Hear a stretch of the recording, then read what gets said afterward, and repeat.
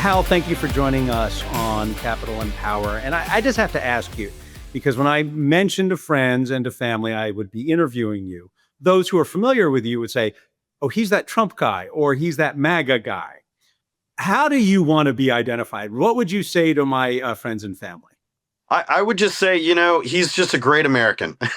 No, but I mean, look, I do political commentary, but my main function in life is I'm an investment manager. I manage money. I do a lot of different things on the investment side. I follow the economy very closely, and I've just been involved with politics for over 20 years. But it's been on the Republican side of things, certainly. Okay. So I want to talk about markets. I want to talk about investing. And I do want to bring up, as we go through the next 30 minutes to an hour, I want to bring up your ETFs, MAGA ETF. I also want to bring up the one you launched not too long ago, Free Markets ETF, how they're doing, where they're headed. But I've got to here it is October. We are headed in New York City for an election in which the electorate of this city, which I jokingly sometimes refer to as the People's Republic of New York, we're about to elect a self-identified socialist. If you've ever read the Democratic Socialist preamble, they are not socialists. They're more communist. They want to have, government control of the production as well as distribution of things. They also want to eliminate private property. My question to you is, he's going to win with a huge mandate from the electorate of New York City. And it's coming from people, some of my own family members who are younger, who are going to vote for him. What's driving them, do you think? Well, I think a couple of things are driving a lot of people, especially the young people. One is just affordability, and many of them have massive student debt, and I think they view the system that they've been brought up in as failing them. What's unfortunate about what they may choose in their voting this cycle is that that's the very system that's what's caused what's happened. I mean, if you look at government interference in the education system and the fact that anybody can go get these massive student loans and pay these colleges the tuition that's outrageous, that's because the government got involved and started guaranteeing these loans. If that hadn't happened, tuition prices would have been lower and they wouldn't be in the student debt they're in. If the government wasn't involved in the housing market in New York and putting in rent controls and stifling the ability for landlords to actually upgrade their apartments, many of them sit vacant because if they upgrade them, there's regulatory aspects of how much rent they can charge and those kinds of things. That's creating a housing shortage. So it's the very thing they're voting for that's actually caused what's happening in Manhattan right now in New York City. And that's what's unfortunate. And so it's really a lack of education and understanding. And then you have voter apathy as well. The majority of people that can vote are not even going to vote because they're not really paying attention, and people don't pay attention like they should. And by the way, to comment on what you just said, Mondani is on tape saying he believes the ultimate goal is to seize the means of production, but the society's just not ready for that right now. So that's where we are in New York, and you've got candidates splitting the vote as well. So it looks like he's going to get in there. But what is it? What would drive? And I'm talking about younger members of my family. And we have the overly intellectual New York discussion that nobody has time for. I lived in Cleveland. We would not have that discussion in Cleveland. It would be direct and to the point. But I hear them. But it's interesting to me that they're drawn to that individual because whether you like Donald Trump or not, if you like his policies or not, Mamdani and Trump are appealing to the same issue that younger people are saying, hey, the current system up till now has not provided for people in their 20s affordability, the ability to form a family, have a house, inflation. Why are some people drawn to the left and some drawn to the right? Well, he would never, I'm down in Texas, he would never get anywhere in the state of Texas. So really, it's a New York thing. And I just think a lot of the young people don't really see the difference in what he's saying and what previous Democrats have done. And so they're looking at him. He speaks very well on TV. He smiles. He seems personable. He's young. And so they're drawn to, I think, more his personality than his message, because I don't think they're really thinking about it real in depth, what his message really is. And by the way, I don't think he's been honest about what he wants to do. He backtracks on things. He said some things in the past like, hey, I want to, provide all the grocery stores in New York, which of course would mean you would have food shortages. I mean, it's remarkable, but I just think a lot of it is just the way he messages. Barack Obama was similar. I mean, Barack Obama could stand up there and deliver a message. People were drawn to the way he spoke, the way he looked. I think Mamdani is the same kind of person. I want to talk about rents real quick, and then let's get into some of the market stuff. But a rent freeze. This failed in St. Paul most recently. I encourage people watching to Google this. I live in a city where I paid market rate for an apartment before we bought our apartment. It is expensive here. And I forget the man's name, but the rent is too damn high has been a popular call for the last 30 years. But if you actually look, before rent control and those issues were enacted in the 40s, this was a popular refrain in New York City. The rent is too damn high. So what would walk us through so we understand what needs to change in places like New York City to encourage building and bring possibly rents down? You brought up one issue. If a landlord in this city wants to renovate an apartment, they can't write off the investment in renovating. They can only write off roughly up to $15,000. Well, I got to tell you, as a New Yorker, that'll get you maybe a faucet. It really is expensive as hell here. Well, yeah, and that's driven by regulation. So, when you have massive regulations on permitting and all the time it takes to actually build something, because you go through all these governmental bureaucracies to actually get something done. The same thing with, putting in new faucets and that kind of thing. You've got regulations on water flow. You've got regulations on what type of utilities. All of those things cost money. And then you put on top of that, by the way, you're not going to get paid for it because we're going to max out the amount of rent you're able to charge. Guess what happens? People need to start thinking about it from the landlord's point of view instead of their own point of view. It sounds great to go, great, I can have rent control and not pay as much rent. Okay, that's just looking at it from one side. What's the outcome of that on the other side? The outcome of that is you have less housing, you have less building, and therefore you have higher overall rents for everybody that is not in rent control, and you have less building of new housing units. So what you've got to do is increase the supply of housing, and the way you do that is you get government out of the way and let builders build as much as they can to support the supply and demand aspects of the market. I am curious, as expensive and as crazy as New York City is, I was drawn to it as a young child. I moved here without a job, sold everything I owned over 20 years ago. It still attracts these kids who will vote for Mr. Mamdani. It still attracts all of them. What is it that attracts them to New York? Because the world is much different today than when I moved here. Yeah, they don't, and unfortunately, they're moving to New York. They're living 3 or 4 people in one unit. And they don't, I think a lot of them don't realize that they really don't have it that great. I mean, there's a lot of places in this country that you don't have to do that. They're drawn to, there is an energy in Manhattan. I've been there many, many times. I used to live in Connecticut, so I would drive into Manhattan. And that was long ago, but, there is an energy there. It's a great city. It's a big city. But what's going to happen, they don't know the city of Manhattan before Rudy Giuliani became mayor and before they cleaned it up. And back in the 70s, it wasn't a great place. It was not a great city to be in. There was a lot done with Republican mayors. Bloomberg was a Republican mayor as well, and they turned the city around. And I'm afraid they're going right back to where they were in the 70s, when you had these policies that you could just let criminals roam wherever they wanted to. You weren't stopping people from doing the small things like, urinating in the street in front of everybody. Those kinds of things weren't allowed. They're now back in. And I think they're going to find out if Mamdani gets in there, just how bad things might get. How does Wall Street react with the Mamdani mayoralty? I forget. I'm not going to use the big words. If he becomes the mayor, how does the finance capital of the world react? Because it's still the finance capital of the world, even with the billionaires going to Miami. Well, you're starting to see it. They're doing it already. There's a lot of movement towards Texas, quite frankly, Dallas. That seems to be a new hot hub. You've got Charles Schwab has moved into this city. You've got Fidelity has moved. You have Goldman Sachs is building a huge facility here. JP Morgan Chase has more employees in Texas than they do in New York. You've got other firms that have moved there. You've got the New York Stock Exchange that now has a Texas version of the exchange. So does NASDAQ.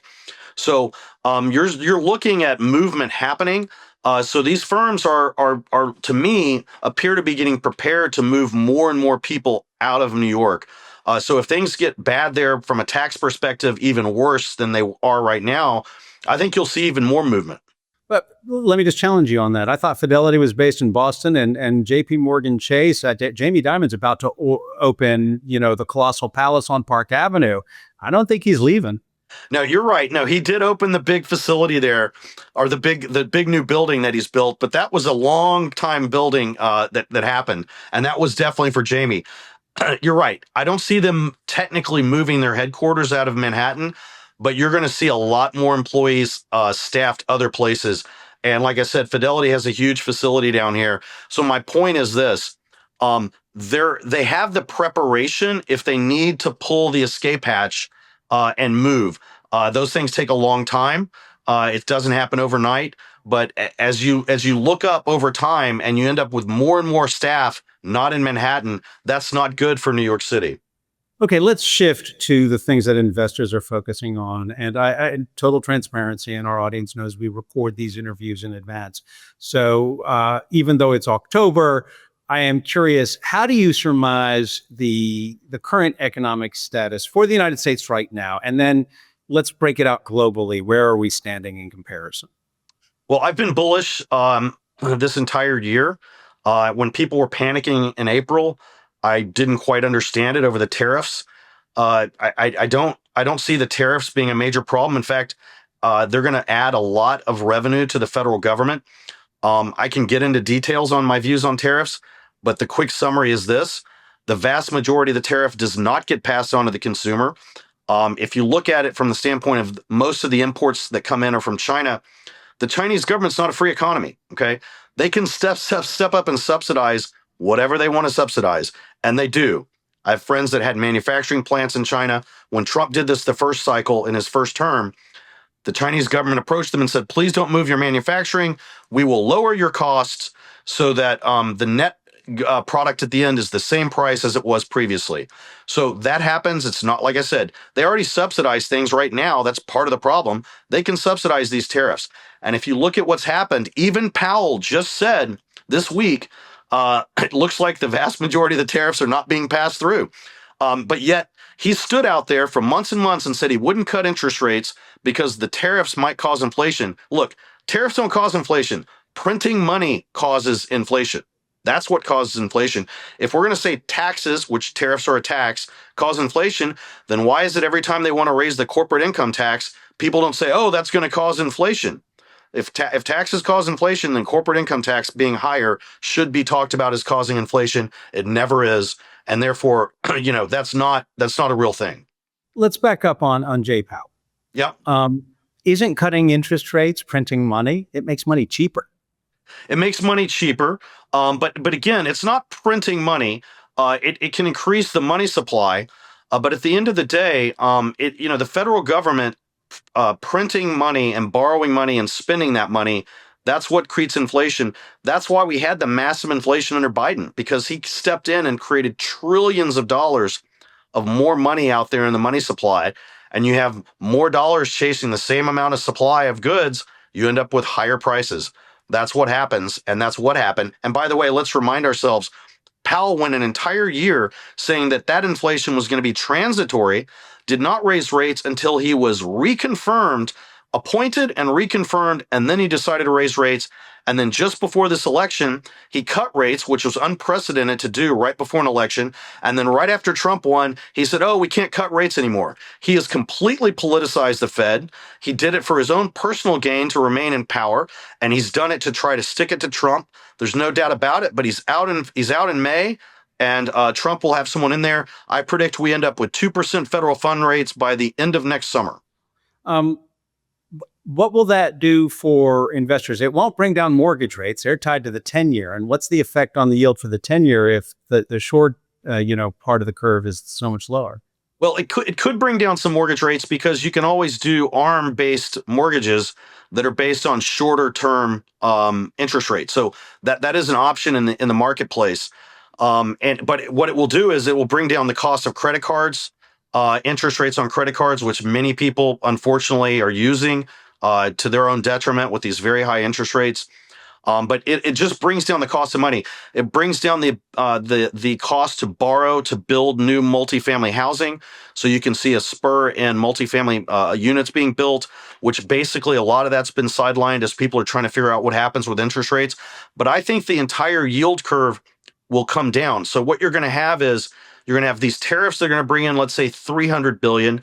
You've got the federal government that's borrowing, as we know, over $30 trillion now. When you lower interest rates at the front end, which a lot of that's where that is, you cut interest rates in half there. That's literally, I think I've estimated close to $1 trillion of less interest cost to the federal government, which means again reducing the deficit. So when you're reducing the deficits, you can reduce the amount of money you have to print. I think that's actually going to be helpful on the inflation front. We're actually, and I want to get back to inflation, but hasn't the Fed, though, the fact that they are removing money that got helicopter Ben Bernanke'd in and then continued throughout the different experiences of the last 20 years, they've been having quantitative tightening. Aren't they removing money? A little bit, but not as much as they actually should. I mean, why do we have any quantitative easing in the marketplace? I mean, that was done to stem the financial crisis in 2008-9, and they just kept it going and kept it going. It doesn't make a lot of sense to me. They're trying to manage the yield curve, obviously, is what they're doing. But I think they need to get out of that business. The other thing that they're doing that is a lot of people don't realize, they're paying banks more to have their deposits at the Fed window than they do in money markets. So you've got a disincentivized to lend on the banking side because you can just give money to the Fed rate and then lever up your balance sheet, which all banks are levered. Let's say you're 10 to 1, you can make easy profits without having to take any risk at all as a banking entity. And again, those are some of the things that need to be changed because you've got to get banks back in the business of lending. It's why the private credit markets are so large now, is because banks, because of regulatory side and because of the way the Fed is financing them, aren't interested in lending. When you bring up private credit markets, I am a Luddite when it comes to finance. I've been very methodical conservative since I'm a teenager in how I save and do things. But when I hear private credit markets, I think back to that which led to the financial crisis and collapse of 2007, 2008, 9. And is there a shadow banking system that puts at risk with private credit? Well, no, the private credit markets are really just pools of capital, funding pools of capital that are from private investors, basically. So your XYZ, let's say you're Blackstone, big private equity funder. They have private credit funds. Investors can put money into those private credit funds. They then go out and lend to companies that otherwise aren't getting the bank financing that they need to grow. They get higher rates than a bank would charge. Let's say that's a 12% type interest rate, approximately somewhere in there. And that's what's stepped in to do the lending that the banks won't do. It costs our corporations more money. But then if things were to go south, it's going to be the private investors that lose. There's not federal money that's going to be lost there. The problem with the financial crisis in '08 and '09 was that the Fannie Mae's and Freddie Mac's were effectively backed by the federal government on a kind of a wink and a nod, which we all saw in the end that was true. And so banks were lending out mortgages, doing mortgages, selling those off to Fannie and Freddie. And then ultimately, when the mortgages went south, the taxpayers were all on the hook. The banks were the ones that had sold those off. And that was all with, basically fraudulent mortgages and things like that. It did. Liar loans. I remember those.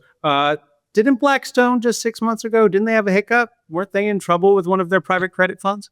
They put up a gate in one of their real estate lending deals, meaning that investors couldn't just pull their money out. So again, but that wouldn't affect taxpayers or the federal government. That was simply private investors. But they've, I think, since fixed that gate. But it was a problem that they had with just one of their funds. But they have a lot of different funds. Yeah. But think about that. A company like Blackstone, with a reputation like Blackstone, said to those private investors, sorry, Charlie, you don't get your money back.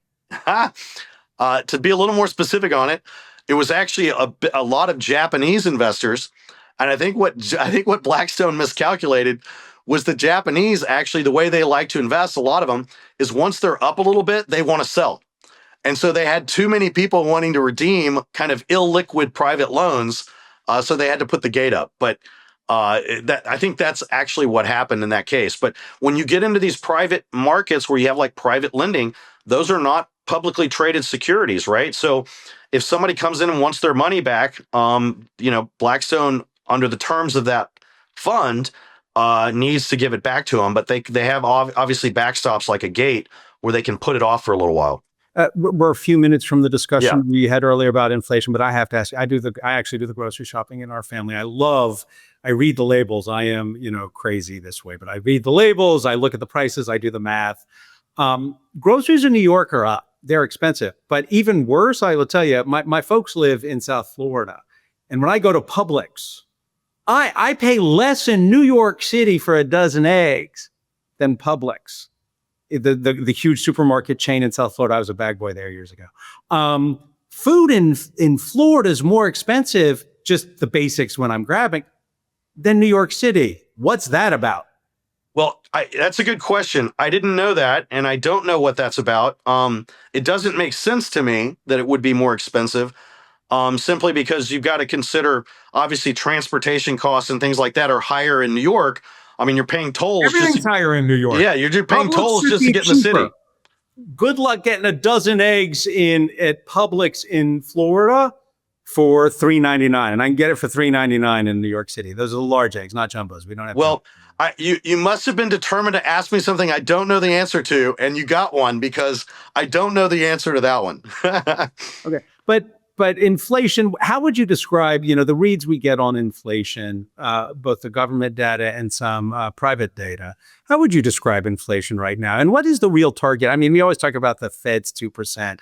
What's a real world target we should have in mind? I think a real world target ought to be probably about 2.5% for PCE. I think the last report we just got was 2.9. So getting it to 2.5, I think would be a reasonable target. But I think what can drive that, and I think where Trump has had the advantage over Biden on this, was Trump has a good relationship with the Saudis, and we got to get energy prices a little lower. Energy is about $62, $63 or approximately there for oil prices right now. Brent's a little higher than that. That's probably about where we're going to have it. If they could drop it a little bit further into the 50s, I think you could see inflation come down some and hit that target again. But again, we can't have $80, $90, $100 oil. Right. Well, oil right now is about $65 a barrel. But here's the flip side of that. And as someone who is a V8 loving, I mean, the best cars I ever had were V8 engines. Don't have a car in New York City. Parking alone is too expensive. But oil below $60 a barrel, I thought the U.S. producers couldn't make a profit at that point. Yeah, they can't. It depends what state you're in, right? And what field you're drilling in. Texas. Yeah, in Texas, you can make a profit at that. $58, $50, $55, $58 a barrel, you can make a profit. North Dakota is going to be a little harder. But we're going to have huge demand for energy. We all know that with AI. AI is coming in a big way with all these data centers. We've got to get our grid better. We need nuclear power more than anything. I think the deregulation side of things is really going to help from an inflation perspective as well. So that's another way to get prices down.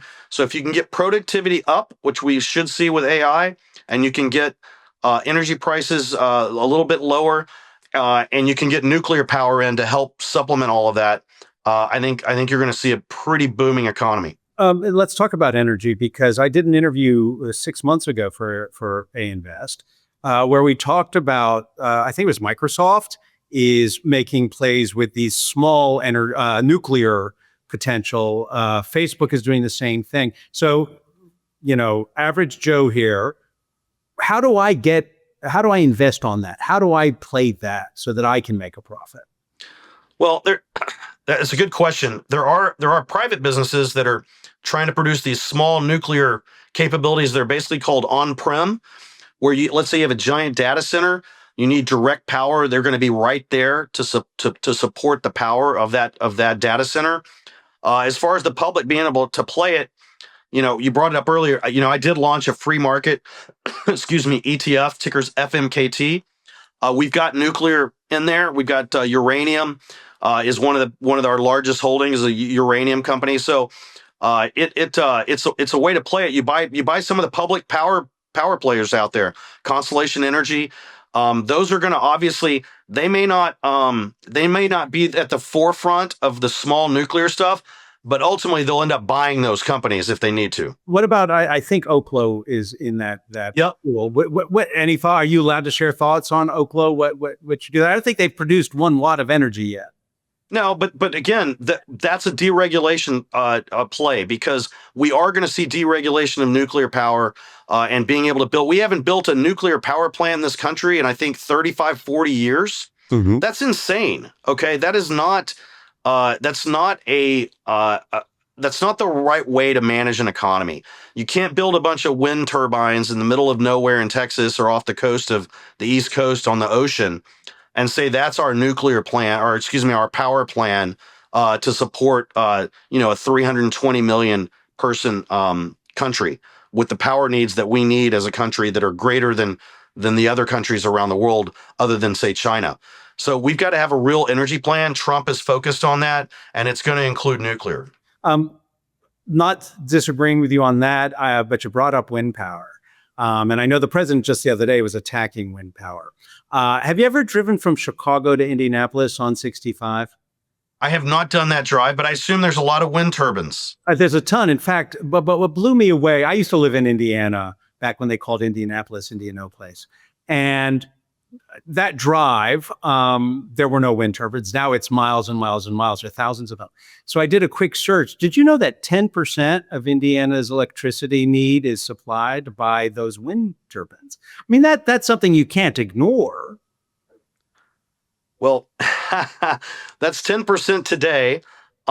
If the wind's not blowing, what happens? When things freeze up, what happens? And by the way, to build those wind turbines, do you know how much mining had to be done to get the steel to build those wind turbines and the rare earths that are in those and the magnets to be able to do those wind turbines? And by the way, the dependence on China to get those into the state. I mean, it's not a good use of energy. I mean, it takes a lot of energy, fossil fuels, to actually build the wind turbines themselves. And then they're also not that great for birds. Birds have a hard time when they run into a wind turbine and get killed. I was actually, they just shut down the solar plant in California that was projecting the sun with mirrors. And they were saying like 6,000 birds a year got fried. I'm not saying, by the way, that wind turbine and other sustainable energy outputs you should do everything that way. But as part of a portfolio, wouldn't it make sense? And to your point about the cost of creating these things, I forget who the economist was. He would be center right. He pointed out that if you're going to buy a car, your best bet is actually a hybrid, if you care about the environment. Have you ever thought of? I know you're an investing guy, so it's probably not even worth our going there. Well, let me just say a couple of things about it. One, I think there's been a climate panic for the last 40 years. I don't think it's justified. Even if it is, China's ignoring it, so they're not going to play along, and they're on this planet as well. So if we're going to outsource all of our manufacturing because we have climate change fanatics in this country that don't want manufacturing because it will cause environmental issues, guess what's going to happen? All the jobs are going to China, which is what happened. All the pollution that they don't care about pollution controls. They were building hundreds of coal power plants a year to build their economy. And so, and then to do all of the solar panels and wind turbines makes us 90% dependent on China to get those things. Why would we do that when we are self-sufficient on our own fossil fuels? Why would we outsource our energy needs to China, who is an enemy of the United States, quite frankly, and then look up and go, yeah, you can't have any more rare earths, which is what Xi did to Trump. That's why the negotiations have had to go on, because he said, oh, you're going to do this to us? good luck with getting cell phones. Good luck with getting magnets, because we've controlled and locked up all the rare earths that are needed to make those devices, and that's caused problems. Right? That's what they could do to us on energy if we want to become more dependent on non-fossil fuels. When you bring up rare earths, would you invest in the companies in the US? I believe we only have one real producing rare earth mine, but there are companies that are getting ready to try and do that. I think again, this is a brain that probably is not working after the 55th year of life. But didn't we just discover a huge reservoir of rare earth minerals in the United States? And can that be exploited in a way that investors and the country can bring this about within the next year or two, or does it take years and years? I think it'll take a little time, but the interesting that people need to know about rare earths is they're not rare. We call them rare earths, but that they're actually not rare. We have a lot of them in the United States. The last rare earth miner we had was shut down by the way, by Dianne Feinstein, effectively. And I believe that was a plant in a mining group in California. That was the last one we had. So we haven't been, and that was at least 25 years ago that was shut down. So we don't have any mining, as you just said. They're starting one. to. I interviewed them when I was at Yahoo Finance. There is one. I mean, it doesn't make a hell. I don't think it's doing much. Yeah, but the point is, we are going to start stepping that up. I think that's part of the deregulatory process that we need to have to start getting that mining going in the United States. We have a lot of minerals here in this country.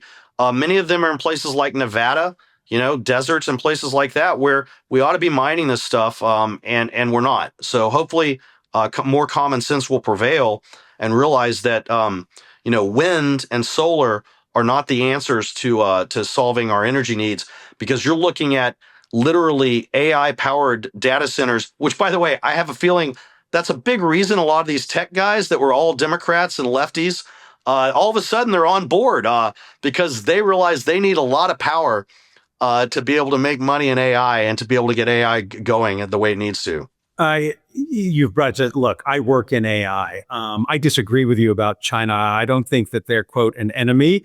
I think that we are definitely competitors. But I do want to ask you about, you brought up FMKT, which is the free markets ETF. Since its inception, you're up, and it's just within the past couple of months, but you're up 15.8, almost 16%. S&P 500 is up roughly 15% for 1 year. Year to date, it's up 12%. What's driving the ETF higher than the year to date of the S&P? Yeah, well, we're and I know you don't have it on your screen, but I know it. We're about 5% better than the S&P since we launched. So if you compare the exact launch date to the S&P, they're running about 9.5 to 10% versus what you just said, about 15 to 16%. At one point, we were 700 basis points ahead of the S&P. So, well, look, our portfolio doesn't look like the S&P. You don't find Nvidia in there. You don't find Microsoft. You don't find the Mag 7 in our portfolio. You find interesting companies, and again, the deregulation is going to be big. Joe Biden, just in his last year in office, put on over $1 trillion of new regulatory costs into the economy. That's going to be unwound. It takes some time, but that's why, going back to your earlier point, I'm bullish. I think 2026, we saw a 3.8% GDP revision number. This just came out. I think we're going to 4% GDP in 2026. Again, a lot of this is going to be driving down costs on the regulatory side, which will, I think, again, enable companies to not have the inflation that that we're seeing. I think we're going to see some stifling of inflation because of that. All right. So I want to tease up. We're going to talk about MAGA ETF after this, but I want to take a step back. You are a friend of the president. You were on the inauguration committee. What do in my family? There are a lot of people who are not in agreement with the Trump administration or the president's economic policies. What do you say to those people? What are they getting wrong about the economic policies? You've already hit tariffs. What else would you say? Look, President Trump, at his heart, does want to support and help the average working person in the United States, right? It's not a show. It's not an act. He's been around them his whole life. I mean, those people are helped build his buildings that he made. Those people helped build his golf courses. He knows those people. He can relate to them, and he's frustrated and upset, as many of us are, because both sides, the Republicans and Democrats, were perfectly fine outsourcing all those jobs over the last 25, 30 years. All the manufacturing jobs that we had were out, not all, I use the term all, but many manufacturing jobs were outsourced to China and Asia and other places over the last 30, 40 years. And it's put us actually at risk because we're not making things that we need to make to defend the country and to things like pharmaceuticals as an example. Much of that is imported from China. So he's focused on getting that back into the country. He is focused on putting the American worker first, and they need to really look at that and look at the policies from that perspective. He's looking at the United States as the big buyer of around the world, and he's looking at the tariffs are part of, what? You want access to our country, you're going to pay to get access to our country. You're not going to be able to use workers that make $1 an hour and then send product over here and hurt our country because we no longer can have workers doing that. What went wrong? You and I were kids and young men in the 80s and 90s.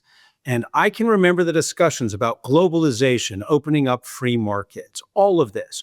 When you bring up pharmaceuticals, I remember, I think they used to all be made in Puerto Rico because of tax break. I'm not sure about that. But when I say what went wrong, my first day at the Washington Bureau for Fox Business before we launched, an article came out in the Wall Street Journal, and this would have been 2007. We had not launched the network yet, but I remember reading the article thinking, oh, and it was the first time ever that Republicans were opposed to global free trade. How did we go from what you and I as kids, and I know you remember that era. Oh, 100%. Where did the country get it wrong? Because this is, for people of my generation, not when I talk about the younger people in my family, they can't relate to this, but we were bred on a diet of globalization, which we did see wealth go up for some of us, not everybody. So I imagine part of the answer is not everybody rose, but what else went on? How did this not deliver what we were told it would? Well, because much of that viewpoint of globalization came from academia, right? These were theoretical things of economists at Harvard and Stanford and other places that were saying, hey, this is how you grow wealth.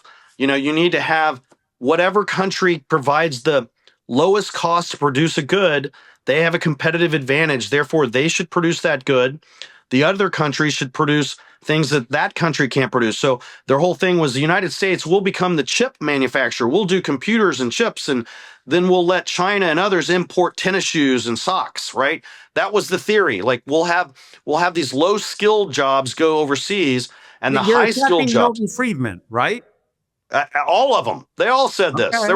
There weren't any academics that weren't saying this. The problem is we then incentivized all the chip manufacturers to move overseas too. We basically are a service economy. We don't produce anything. You can't operate that way and last very long as a superpower in the world. So as Americans, should we expect our overall wealth to decrease a bit as we onshore and maintain our superpower status? I don't believe so. And as you pointed out earlier, yes, some people became very wealthy off of this because if you're the CEO or senior executives of firms and you outsource and cut all the costs in the United States and outsource it to overseas, your profits go up and you make a lot of money. And so, they were incentivized to do it too. If I'm the CEO of XYZ company, I can outsource and increase my margins dramatically. And by the way, some of them were kind of forced to, because if your competitors are doing it, you kind of have to do it or you're going to be out of business. So this was a calculated move by our own government, quite frankly, driven by the academia elite to do this, and everybody was on board with it. I'm one of the few, honestly, for a long time. People are going to really hate me now. Look, I was a fan of Pat Buchanan, and so I've been a populist on this issue for a very long time. And again, Ross Perot was kind of like this too. You can't outsource everything to everybody just because you can save a few dollars. I don't think it drives up costs. I think we've driven down the value of labor by offshoring it and bringing in massive amounts of immigration to compete here in the United States. I don't think it's been beneficial for the vast majority of people. Um, just out of curiosity, because I want to ask you about Trump, because uh, why then would, and I'm going to make a generality, correct me when I get it wrong, I am happy to be corrected. Why are Republicans tend to be against labor unions when they're trying to maintain wages for their membership? I'm not just talking about the teachers union. I'm talking about, the auto workers and the still. I had a buddy who worked at LTV. What you described about the offshoring of everything, I watched as a mill got sent from Cleveland, dismantled, and sent to China. So I've seen this. But why Well, is there always an attack on those labor unions? Well, the labor unions cause a lot of problems as well, and so that was also an aspect of offshoring. You've got labor unions holding companies hostage. Look, I'm a free markets guy, so No, you're not. You I, just free I market, know I'm a not free markets global. Free guy. markets for the United States. I'm a free markets guy when it comes to companies themselves and what they want to do. I think the government can help from the standpoint of overseas issues where if I'm an individual company, I can't control Chinese imports. The U.S. government can control some of the Chinese imports, especially when they're. If you spend $1 billion to get some intellectual property, and China hacks into your computer and steals it, and then they sell it back to the world because they didn't have to spend the $1 billion, they can sell it for much less. That's a problem. So when I said China's an enemy, they are constantly hacking, they are constantly stealing, they are constantly using it to hurt the United States. So that's what I mean by that. Mhm. And and so that's the kind of thing that government has to step in on. But if you ask me, I think minimum wage is a problem, okay? Because if I'm an individual, I should be able to work for whatever wage I want to work for. If I'm willing to work for $18 an hour in California at a fast food restaurant, why can I not do that? Why is the government saying no, they have to pay you $20 an hour, in which case that company says, you know what, we're not going to pay that. We're going to put robots in here. We're going to put screens that you can order yourself. And therefore, it deprives me of a job. So, again, if I want to work for a company, why do I have to join a union to work for that particular company? So, I mean, that's my answer on that. I think the free markets labor's prices will go higher, but we can't stifle people's ability to work, and we can't flood the country with immigrants that are working for less. Now, the question I wanted to ask you: have you ever just one-on-one with Donald Trump? And if you have, what is he like in person? Bill Maher talks about it, and the left has attacked Bill Maher for going to that dinner, but Bill Maher says he had a good time talking to him. I've been one on one with him in scenarios where photo things and things like that. I've never been in a meeting where I've sat down for a long period of time with President Trump. I have with people like Don Jr. But President Trump in private is very funny. He's very laid back. He's not what you necessarily see on his speeches. Where he comes across Or pretty. Truth Social? You just said laid back, and I can't think of those Truth Social posts as being laid back. Well, in person is what I mean. He's funny and laid back in person, but no, he knows. Look, he's a media master, right? A lot of what he's doing is controlling the narrative in the media. He does that by his posts. He does that by going out in front of reporters for hours to answer questions, which we obviously didn't get in the previous administration. He can do it. He does it. He controls the narrative, and he sets the narrative. Let's go back to your ETFs. MAGA ETF. How old is that ETF? I launched that in September of 27, so it's just turned 8 years. Wow. Do you ever get crap from people that you call it MAGA ETF and describe it to me? Well, so interestingly, when I launched it, I actually won Ticker of the Year from a New York group, the ETF group. I think it's ETF.com, which would never happen today. I was surprised it actually happened then, but it was maybe a year later when that MAGA wearing a red hat and everything became this controversial thing. But I've certainly gotten mail. I've certainly got, it's amazing. People will sit down and write out on a piece of paper how terrible they think you are and mail it to you. It's just like it's in snail mail. It's remarkable to me that people do that, but they do, and I get some of that. Uh, let's talk about its performance. Yeah, And correct me again if I get it wrong. It's not outperforming the S&P 500 year to date, is it? It's like up 9.5%. it's not. It's in fairness though. My ETF is equally weighted, so it's 150 stocks equally weighted. As we know, the S&P is market cap weighted, so you end up with the S&P with about 35% of it's in 6 or 7 stocks.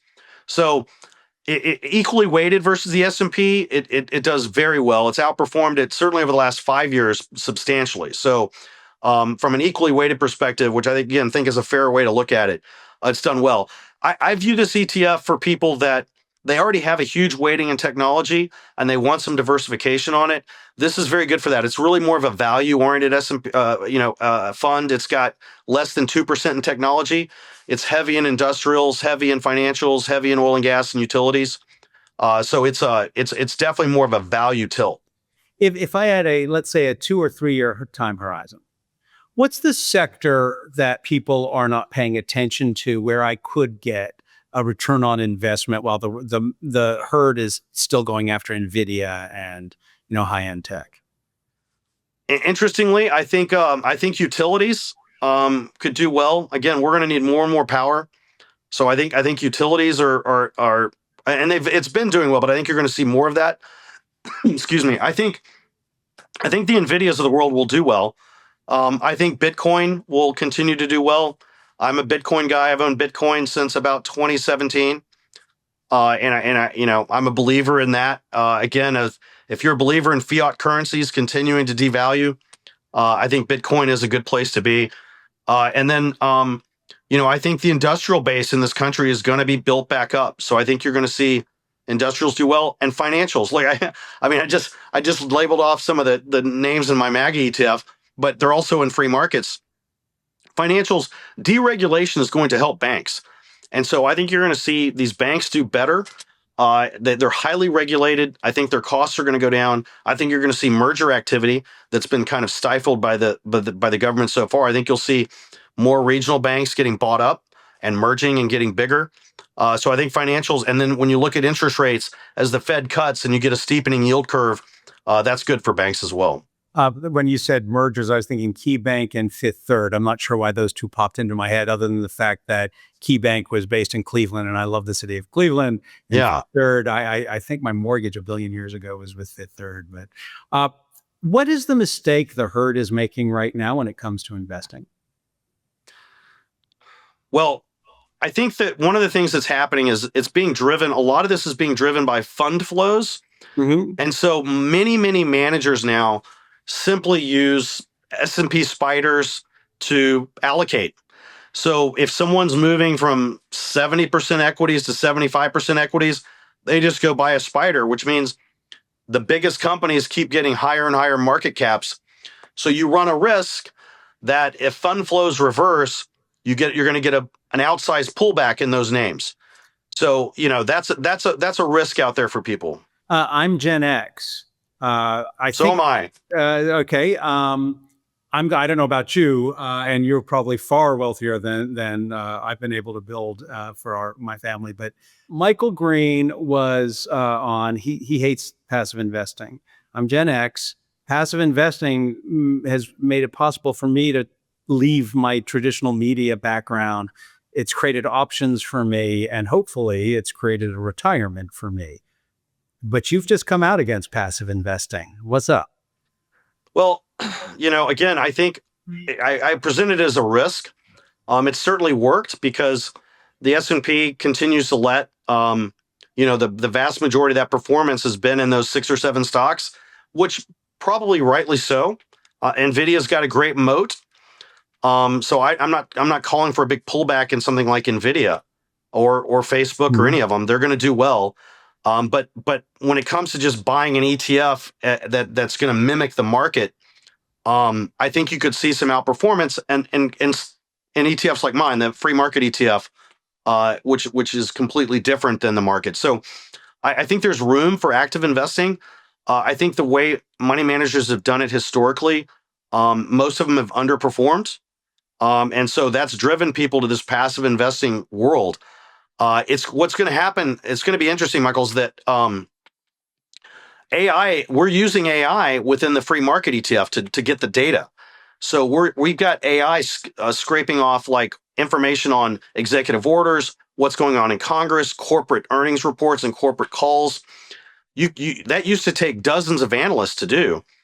We can now do it pretty instantaneously with what we're doing with the free market ETF. And so I think you're going to see more and more and more of that, which may help some of the active investing, I guess is my point. I think you could get some benefit from that. Yeah, we have various tools at A Invest, which are AI-driven data indexing and chunking to give you, answers to your natural language queries. Do you think AI is going to put a lot of people out of work? It'll certainly affect certain jobs, but I think it'll help in other ways.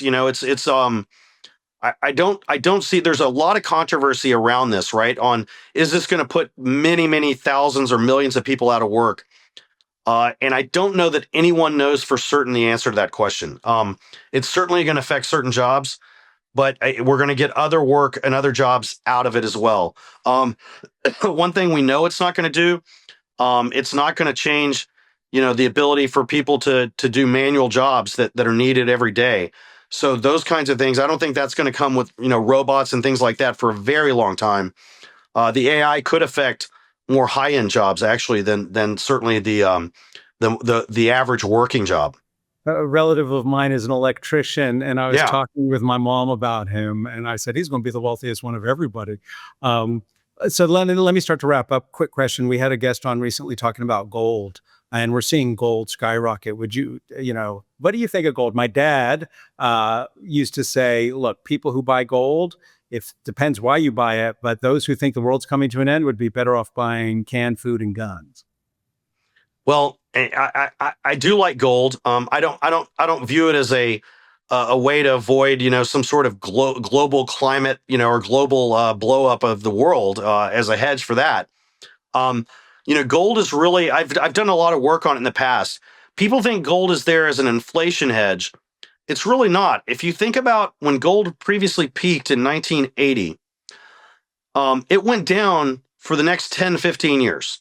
Okay. There was a lot of inflation in the 80s, lots of inflation. Cumulative inflation went up a lot. Now, inflation was dropping the whole time, but cumulatively it was higher. Why was gold dropping at the same time? Here's why. Because gold does poorly when you have high real interest rates. So when Volcker raised the interest rates way above inflation, there was no reason to own gold because you could get real returns just in treasuries. So as the Fed's beginning to cut rates here, real interest rates are going to drop, and that's a good thing for gold. So gold is a good hedge against declining real interest rates. And I think that's a big factor. And then it's also obvious that many of the global countries, many of the countries around the world are buying gold as part of their reserves. And that's really ramped up the demand for gold. I don't see that stopping. And then when you put the tailwinds of lower real interest rates, I think gold continues to go higher, which is what it's been doing. Anything you want to add before we say thank you?